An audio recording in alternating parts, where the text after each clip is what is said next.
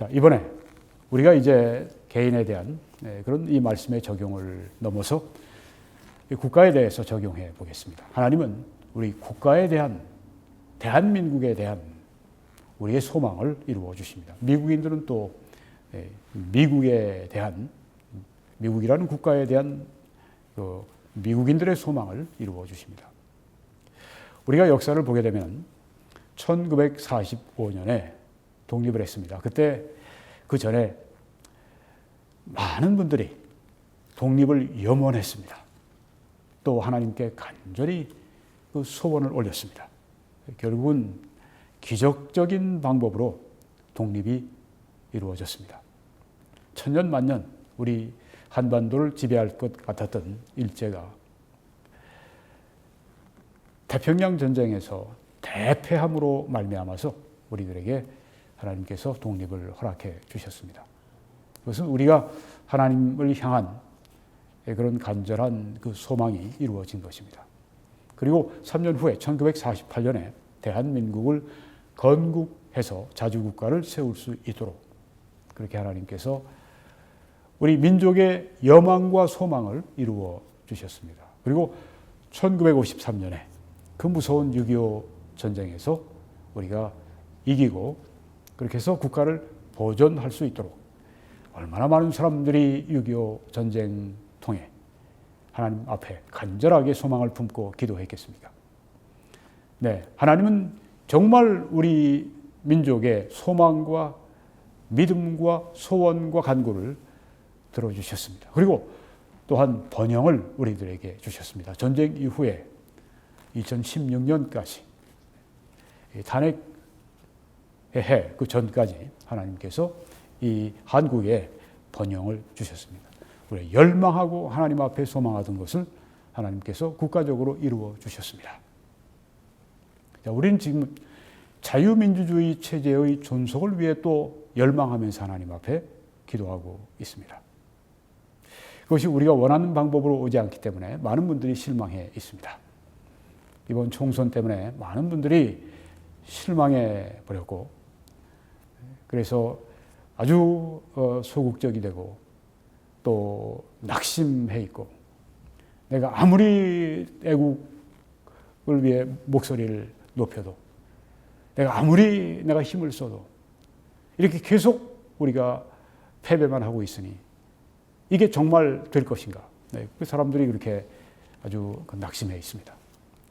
그럴 만도 하죠. 네, 지난 4번의 전국적 선거에서 연속적으로 우리 건국 이래 처음으로 이 한 당이 이 보수당이면 뭐 그 다른 당도 이렇게 보수당이 전국적 선거에서 4번이나 패배하는 그런 경우는 역사상 처음이니까 정말 우리들에게는 대사건이 아닐 수가 없고 우리들에게 실망을 많이 주었습니다.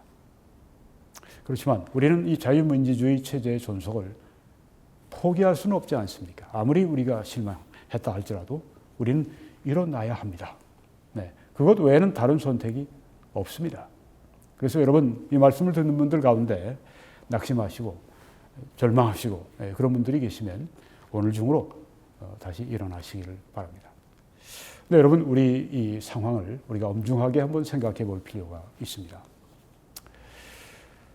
조선닷컴의 5월 9일 여기 시간은 뭐 10일이지만 한국은 지금 11일입니다.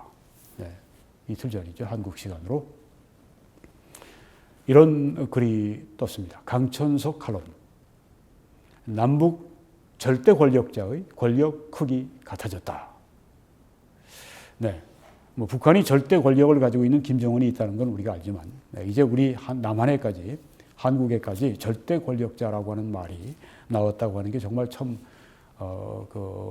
놀랍습니다. 네. 남한의 절대 권력자. 그래서 남북이 절대 권력자를 가졌고 그 권력의 크기가 같아졌다. 네, 이렇게 평가를 한 것입니다.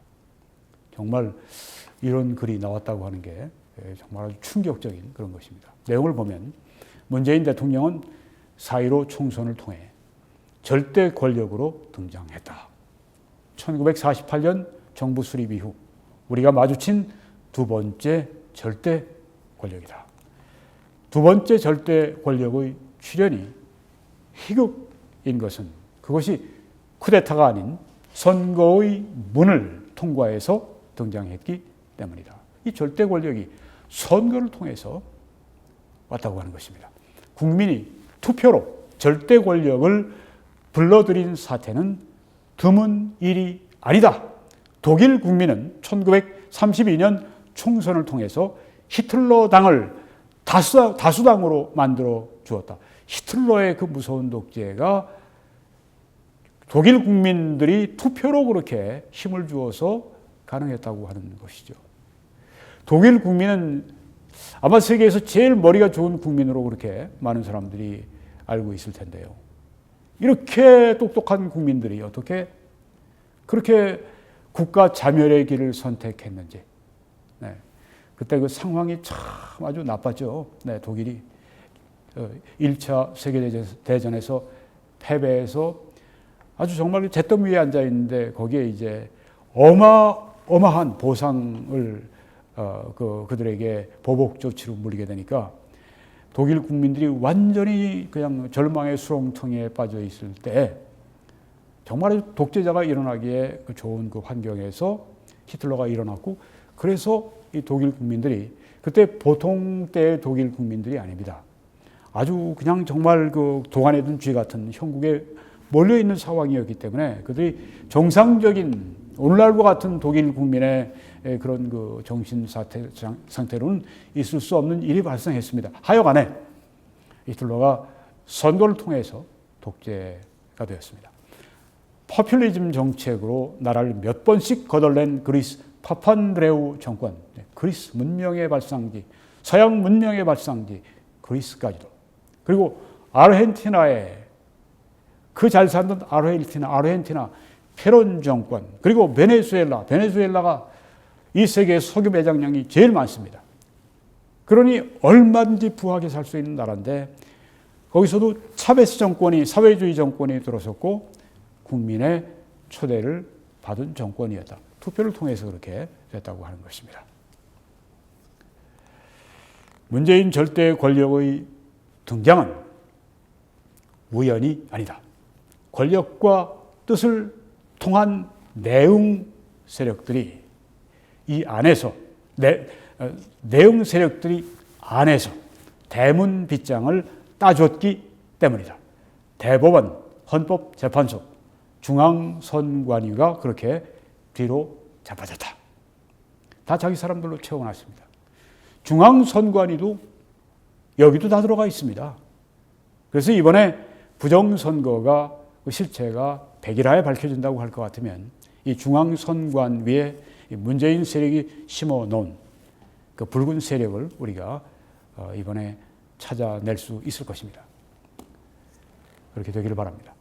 또 고위공직자 비리수사처 공수처가 발족하면 7월이죠. 문재인 절대 권력 체제가 완성된다. 네, 앞으로 지금 5월 중순인데 이제 그 한 6, 7주 후면 이 공수처가 발동이 됩니다.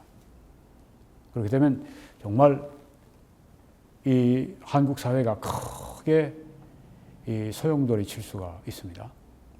이제 남북 절대 권력자의 권력 크기는 같다. 김정은이나 문재인이나 절대 권력을 가지고 있는 권력 크기가 같다. 네. 김정은의 세상을 아시지 않습니까? 여기 지금 남한이 문재인의 세상이 좀 됐다고 하는 겁니다. 북쪽엔 있고 남쪽엔 없는 것은 김정은의 직결 처형권 정도일까? 예. 강천석 씨는 이제 그 조선일보의 논설위원인데, 네, 이렇게 논설 주관인가 그렇죠? 네, 이렇게 쓰는 것은 보통 일이 아닙니다. 네. 문재인의 절대 권력이 얼마나 지금 높이 올라가 있는가를 우리들에게 지금 고발해주고 있습니다. 나라의 방위를 적의 선의에만 내맡기는 국가는 더 이상 국가가 아니라 이게 한국을 지금 놓고 하는 얘기입니다. 그렇듯 절대 권력자의 호의에 기대야만 숨을 쉴 수 있는 민주주의는 더 이상 민주주의가 아니다. 지금 한국은 더 이상 자유민주주의가 아니라고 하는 얘기입니다. 한국 민주주의는 이 위태위태한 경계선을 밟고 서 있다. 정말 아주 진짜 그 영어로는 그레인 픽처인데 아주 정말 우울하고 침울하고 정말 아주 으시시한 그런 그 여기 상황을 그리고 있습니다. 그리고 어느 독일 시인은 자기가 살아낸 절대 권력 시대를 이렇게 적었다. 물론 나는 잘 안다. 순전히 운이 좋아. 그 많은 친구와 달리 내가 살아남았다는 것을. 살아남은 것, 생존한 것 자체가 운이 좋아서 그렇게 된 것이다. 그렇게 시인이 말했다고 하는 것입니다. 우리를 기다리는 시대의 풍경이, 미래가 이것과 얼마나 다르다 할 수 있겠는가. 이렇게 아주 여기 장탄식이 배어 있는 것을 볼 수가 있습니다. 지금 우리가 이런 시대로 진입했습니다. 만약에 이 부정선거 문제가 불거지고 그것이 이제 백일화에 드러나게 되면 상황이 바뀔 수 있지만 그렇지 않다면 우리는 정말 아주 캄캄한 어둠의 터널 속으로 우리가 좀 진입해 들어간 것입니다. 자, 그런데 이것과 함께 또 우리의 마음을 아주 무겁게 하는 또 하나의 일이 있습니다. 이건 조선닷컴의 5월 8일에 난 기사입니다. 홍영림 여론 전문 기자가 쓴 건데요. 그래서 우리가 좀 생각할 바가 많이 있습니다. 보수 진보 분기점은 57세. 8년 전 47세에서 10살 늦춰졌다. 8년 전에는 47세가 보수와 진보 분기점이었는데 지금은 이번에는 57세가 보수 진보 분기점이 됐다. 저는 이 보수 진보라는 말을 좋아하지 않습니다. 좌우가 더 정확한 표현입니다. 이 조선일보도 이 소위 중도 보수, 타협 보수죠. 뭐 자기들은 개혁 보수 그렇게 말을 하는데 이런 중도 보수 입장에 들어갔기 때문에 이런 말을 상시적으로 좀 쓰고 있는데요. 진보가 무슨 진보입니까? 사회주의가 무슨 진보예요? 동성애 찬성, 동성혼 합법화하는 게 무슨 그게 진보입니까? 퇴보죠. 낙태 찬성하는 게 왜 진보입니까? 어떻게? 그리고 급진적 그런 페미니즘, 여성주의가 어떻게? 그것이 진보입니까? 퇴보이죠. 타락이죠. 보수 진보라고 하는 말 자체가 옳지가 않습니다. 그렇지만 하여튼 여기에 있는 걸 사용합니다. 지난 4.15 총선 투표율은 66.2%로 2000년대에 들어 치른 총선 중 최고치였다. 반드시 투표하겠다는 의향이 보수층 84%, 진보층 83%, 비슷하게 높았던 점을 감안하면 84%, 83%, 1% 차이네요. 양쪽 진영 유권자가 총결집한 선거였다. 이번에 아주 정말 이 사상 최대의 전투를 치른 것이라 이렇게 본 것입니다. 그래도 더불어민주당이 압승을 거둔 것은 예전엔 보수 유권자 대열에 속했던 50대가 진보 쪽으로 쏠리면서, 전에는 50대가 보수였는데 진보 쪽으로 쏠리면서 20, 50 세대 여기 20, 50은 20대, 30대, 40대, 50을 다 포함한 것입니다. 그리고 60, 70세대로 지형이 달라진 영향이 컸다. 양쪽이 지금 이렇게 20, 30, 40, 50세대하고 60, 70세대하고 이렇게 서로 격돌을 벌였다. 이렇게 지형이 달라졌다. 50대가 이제는 저쪽으로 갔다. 이렇게 보는 것입니다. 선거에서 보수층과 진보층이 서로 뭉칠 경우에 보수 정당이 보수표만으로는 승리하기 어려워졌다는 것이다. 20대, 30대, 40대, 50대가 전체 유권자의 3분의 2가 된다고 합니다. 60대, 70대에 비해서. 3분의 2가 되는 그 인구층을 가지고 있는 소위 진보층, 좌. 여기에서 그 표를 가지고 이제 실력 행사를 할 때 보수표만으로 승리하기 어렵게 됐다. 전문가들은 지금 50대는 앞으로 나이가 더 들어도 60대 되고 뭐 70대가 돼도 진보 성향을 좌파 사고를 유지할 가능성이 크다. 그렇게 얘기했습니다. 그러니까 지금 이 문재인 절대 권력을 만들어준 이 20, 30, 40, 50대 전반, 50대 전반 이 세대가 앞으로 시간이 흘러서 10년, 20년도 흘러가도 계속해서 문재인 절대 권력을 지지할 것이다. 이렇게 본 것입니다. 이건 정말 우리들에게 암담한 것이죠. 절대 권력이 지금 있는 것만 해도 암담한데 그것을 10년, 20년 끌어갈 수 있도록 지금 이렇게 그 세대가 뒷받침해주고 있다. 이 세대는 우리 대한민국 역사상 처음으로 국가 자살을 선택한 그런 세대입니다. 아주 불행한 세대입니다. 자신을 위해서도 불행하고 또한 민족과 우리 국가를 위해서 아주 불행을 가져온 그런 불행 세대가 국가 자멸을 자살을 그렇게 선택한 세대가 바로 지금의 2, 3, 4, 50대인 것입니다. 네, 미래통합당이든 보수의 계보를 잇는 어떤 정당이든 거대한 벽에 가로막힐 수 있다고 했다. 네, 뭐 인구적으로 수적으로 안 되니까. 전국 성인 1000명씩 총 1만 6천 명의 정치 성향을 조사한 자료에 따르면 18세부터 56세까지는 진보란 응답이 더 높았다. 인구의 3분의 2가. 네. 전체 유권자의 3분의 2가량이 20대부터 50대 전반까지 네. 진보가 우세한 기울어진 운동장에서 4.15 총선이 치러진 셈이다. 네. 여기에 지금 이 사람들은 부정선거에 대해서 일말의 회의도 하지 않고 의심도 하지 않고 좀 이런 얘기를 하고 있는 것입니다. 우리가 감안을 하고 들어야 되겠습니다.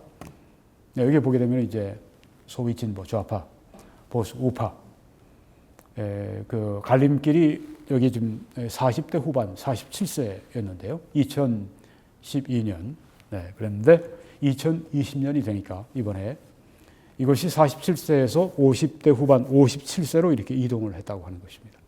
그만큼 더 이 진보 좌파가 더 이렇게 더 많은 그 표를 가져갔다.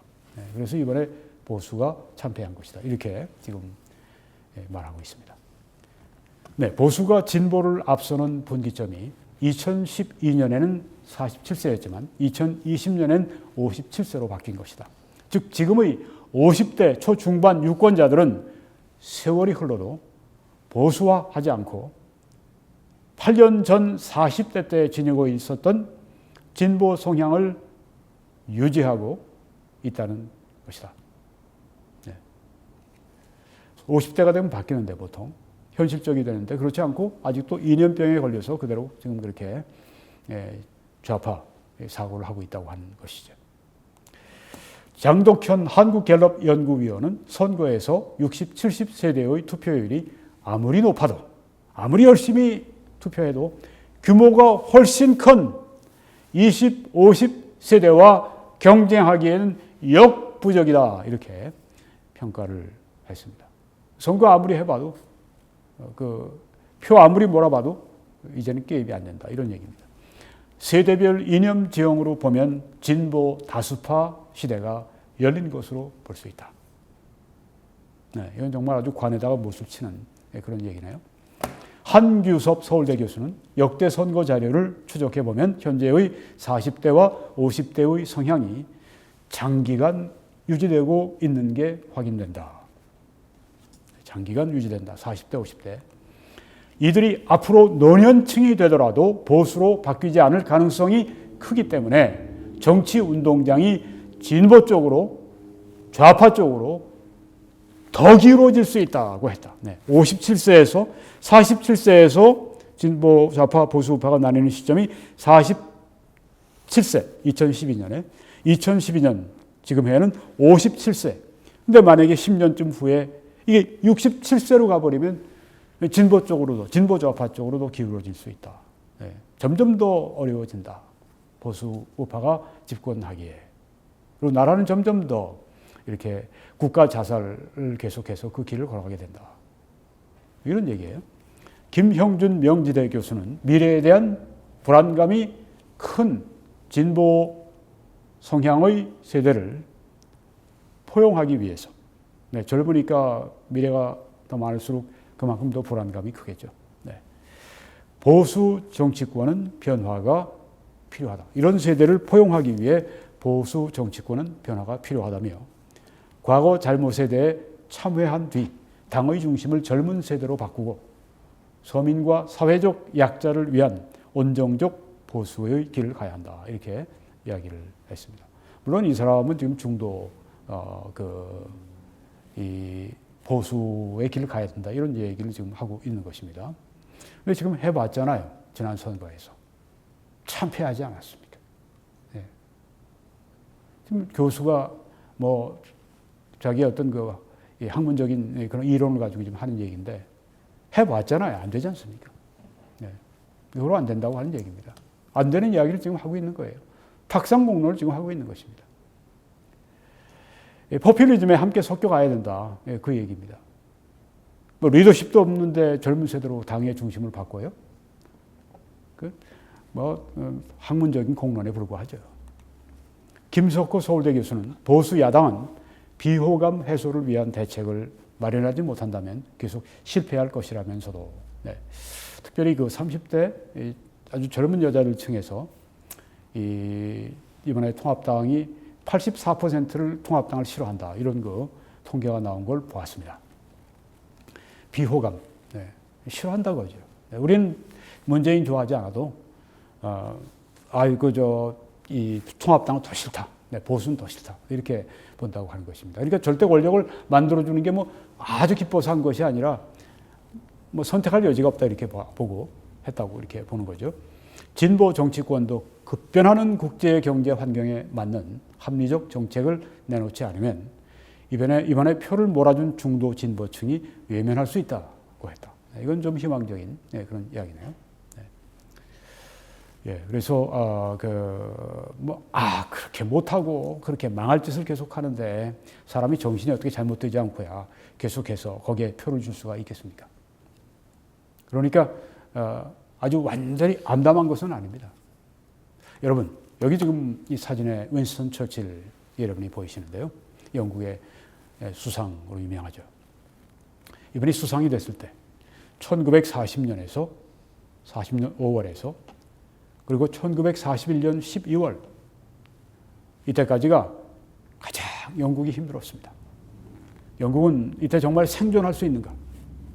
독일이 런던과 그리고 영국 전역을 폭격하고 있었고 또 대서양에서 미국으로부터 오는 그런 물자들 그런 이 배들을 늑대처럼 물속에 숨어 있다가 유보트를 가지고 다 격추를 했고 그래서 영국은 지금 위로도 얻어맞고 그다음에 물자도 지금 끊겨서 배도 고프고 지금 아주 완전히 미국은 그때 참전하지 않았고 유일하게 지금 유럽에서 이 나치를 맞설 수 있는 세력은 영국뿐이었고 영국은 너무 지금 약화되어 있고 이 덩크크 철수한 이후에 그다음에 이 펄 하버 미국의 진주만 폭격 습격 기습에 이런 기간 동안이 이때 정말 영국이 살 것인가 이게 사실 이 뒷 얘기를 보면은 윈스턴 처칠 같이 앞에서는 아주 사자후를 외치지만은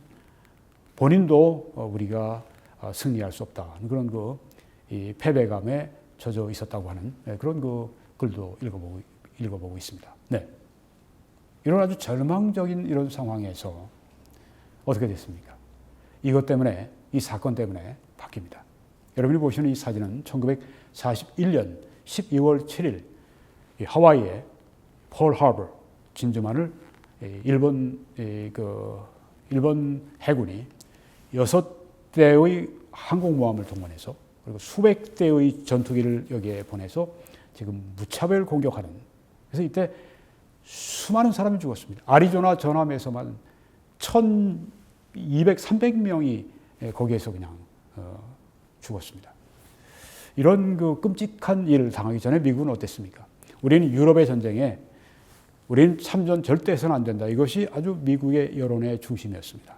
루즈벨트는 이게 앞으로 미국에도 이 전화가 올 텐데 지금 참전을 해야 되는데 워낙 국내에 이렇게 참전하지 말자고 하는 반전론이 우세하니까 그걸 못하고 있었는데 바로 이때 이 사건 때문에 루즈벨트가 기회를 잡은 거죠. 왜? 반전의 이런 여론이 아주 참전 여론 쪽으로 급선회했습니다. 그리고 여기에서 이제 Remember Pearl Harbor, 진주만을 기억하라.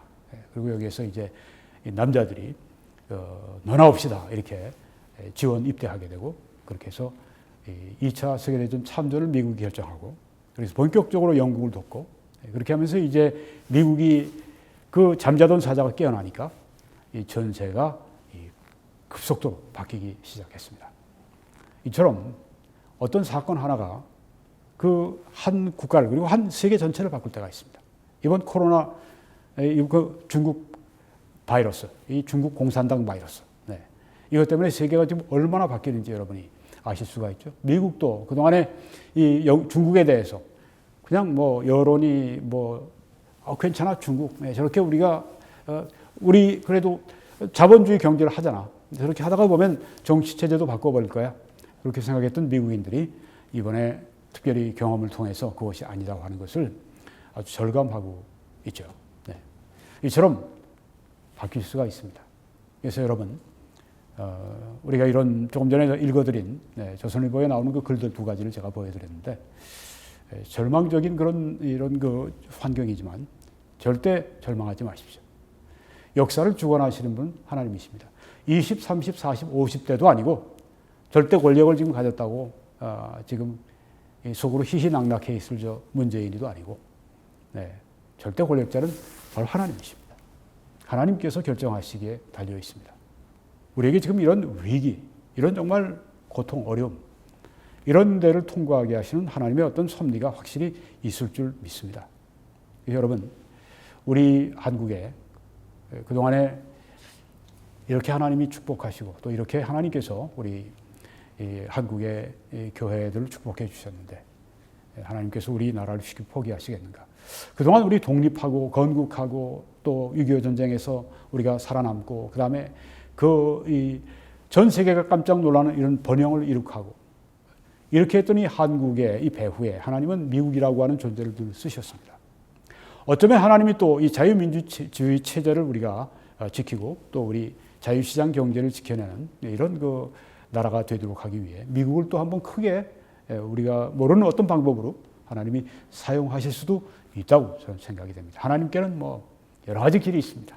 이번에 트럼프 대통령이 이 중국에 대해서 이번에 그 바이러스를 전 세계에 이렇게 퍼뜨리고 그렇게 한 것에 대해서 반드시 보복해야 된다, 심판해야 된다, 그러면서 아주 자신만만하게 나는 여러 가지 수단이 있습니다. 그렇게 텔레비 앞에 나와서 한 얘기를 제가 보았습니다. 미국 대통령도 그렇게 자유롭게 세계 역사를 주물럭거릴 수 있는데 하나님께서 왜 여러 가지 수단이 없으시겠습니까? 여러분, 절대 그래서 낙심하면 안 됩니다. 아브라함도 여러분 이런 경우를 만났습니다. 로마서 4장에 보면 아브라함이 바랄 수 없는 중에 바라고 믿었으니, 아니 100세가 됐는데 하나님께서 아들을 주시겠다고 그러니 이걸 어떻게 믿겠습니까? 100세가 됐는데 살아도 아이를 낳을 수가 없는 때인데 바랄 수 없는 중에 하는 말씀이 이겁니다. 그런데도 바라고 그런데도 믿었다고 했습니다. 이는 내 후손이 이 같으리라 하신 말씀대로 많은 민족의 조상이 되게 하려 하심이라. 이미 그 전에 말씀하셨거든요. 내 후손으로 말미암아 세상의 모든 족속이 복을 받으리라고 말씀했기 때문에 아브라함은 자기의 후손이, 자기의 이 혈육이, 자기의 후손이 반드시 있을 것을 믿었습니다. 그동안에 그런데 후손이 있지 않았는데 100세가 돼서 하나님께서 이제 후손을 주겠다고 하셨을 때 아브라함이 바랄 수 없는 중에 바라고 믿었던 것은 바로 그 내 후손을 통해 세계 모든 족속이 복을 받으리라고 하는 하나님의 약속이 이루어질 것을 믿었기 때문입니다. 그가 100세나 되어 자기 몸이 죽은 것 같고 사라의 태가 죽은 것 같음을 알고도 믿음이 약하여지지 아니하고 믿음이 없어 하나님의 약속을 의심하지 않고 믿음으로 견고하여져서 하나님께 영광을 돌리며 약속하신 그것을 또한 능히 이루실 줄을 확신하였으니, 이게 정말 이 아브라함의 놀라운 믿음이, 믿음의 조상 아브라함의 믿음이 여기에 나타나는 것을 볼 수가 있습니다. 불가능을 믿었던 것입니다. 왜요? 하나님께서 내 후손을 통해서 온 세계 만민을 복 주시리라고 하시는 그 하나님의 약속은 살아있고 하나님은 불가능을 가능케 하시는 그런 하나님이시기 때문에 우리가 볼 때 완전히 아브라함 부부가 아브라함도 100세가 됐고 그 사라도 99세가 됐고 완전히 이들은 더 이상 아이를 낳을 수 없는 불가능한 그런 시점에 하나님께서 그러니까 약속의 자녀를 주신 것입니다. 이처럼 여러분 낙심하지 말아야 될 것이 여기 있습니다. 왜냐하면 하나님께서 길을 여시기 때문입니다. 우리는 이 약속을 붙들어야 되겠습니다. 우리 국가를 위한 이 약속, 내 이름으로 일컫는 내 백성이 그들의 악한 길에서 떠나 회개하고 스스로 낮추고 겸손하고 기도하여 내 얼굴을 찾으면 기도하면 내가 하늘에서 듣고 그들의 죄를 사하고 그들의 땅을 고칠지라고 말씀하셨습니다. 고쳐주겠다고 말씀하셨습니다. 어떤 사람들은 우리는 지금 한국교회가 좌편향되고 한국교회가 그 WCC 이런 것들을 들여오고 이렇게 해서 우상 숭배하기 때문에 하나님께서 우리나라를 심판하시는 거야. 우리는 심판을 피할 수가 없어. 그렇게 얘기하는 사람들도 있습니다. 물론 그런 말에 제가 공감하는 면도 있지만 우리가 하나님의 마음을 어떻게 알겠습니까? WCC가 있는 것이고 한국교회뿐이겠습니까? 그렇죠? 네, 미국에도 있고 유럽에도 많습니다. 우리만 특별한 일은 아닌 것입니다. 우리의 죄가 얼마나 큰지는 하나님만 아시는데 하나님이 어떻게 심판하실지는 하나님이 우리에게 알려주시지 않은 하나님의 비밀인데 우린 여기 알고 있는 것이 하나 있습니다. 우리가 이렇게 여기의 말씀을 따라하면 우리의 죄를 사하시고 우리의 땅을 고쳐주신다는 그 약속입니다. 우리 이 말씀을 굳게 붙들고 우리는 하나님 앞에 나가서 우리는 기도해야 할 줄 믿습니다. 바로 이 여인의 가나안 여자의 소원처럼 우리의 기도는 간절해야 합니다. 우리의 기도는 절실해야 합니다. 우리의 기도는 겸손해야 됩니다. 우리의 기도는 기대감이 있어야 됩니다. 주인의 상에서 떨어지는 그 부스러기를 개들도 먹습니다. 기대감 그리고 끈질김 이런 기도가 우리에게 지금 절실히 요구될 때입니다. 낙심할 때가 아닙니다. 그래서 믿음이 없음을 보이는 것입니다.